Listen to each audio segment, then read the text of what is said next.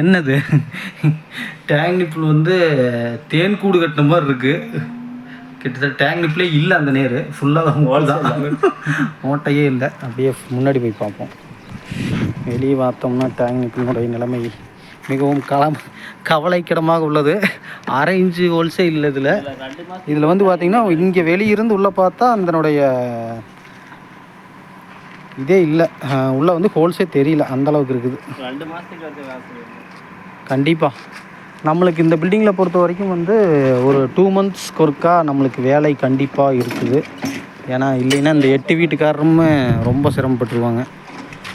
இந்த உப்பு வந்து கொஞ்சம் கரைக்கிற மாதிரி ஏதாச்சும் இருந்தால் எலக்ட்ரிக்கல் மற்றும் ப்ளம்பிங் நண்பர்கள் ஏதாச்சும் இந்த வீடியோவை பார்த்தீங்கன்னா கண்டிப்பாக கமெண்டில் வந்து சொல்லுங்கள். ஏதாச்சும் இங்கே இந்த உப்பை வந்து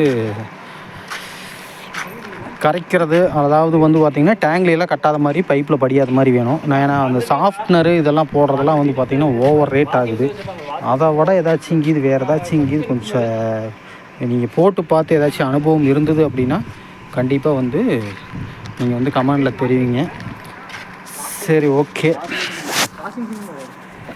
நண்பர்களே, நம்ம இந்த டேங்கை க்ளீன் பண்ணி முடிச்சுட்டு அதுக்கப்புறம் எப்படி பைப் லைன் போட்டிருக்கோம் அப்படின்ட்டு உங்களுக்கு ஷார்ட்ஸில் போடுறேன்.